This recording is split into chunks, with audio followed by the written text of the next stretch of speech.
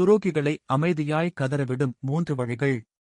துஷ்டனை பாம்புடன் ஒப்பிடலாம், ஆனால் துஷ்டன் பாம்பை விட மோசமானவன்.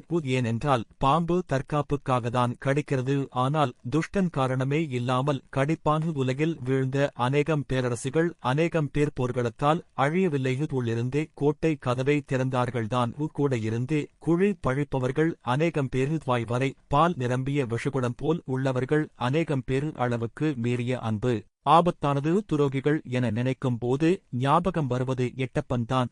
ஆனால் எட்டப்பனை விட ஆபத்தானவன் சகுனி. உண்மையான நண் பன் ஆபத்தான நேரத்தில் அனுசரணையாக இருக்க வேண்டும்.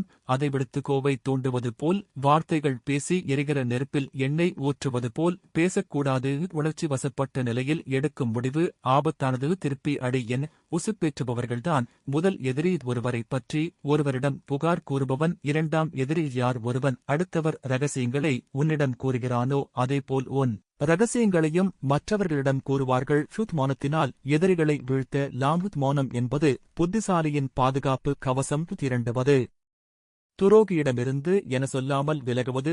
3வது விசுவாச சோதனை. வாழ்க்கை என்பது ஒரு போர்க்களம். துரோகிகளோடு வாழ்வதை விட தனியாக இருப்பதே நல்லது. எனவே துரோகி யார் நண்பன் யார் என்பதை உணர்ந்து சந்தோஷமாக வாழ்வாங்க.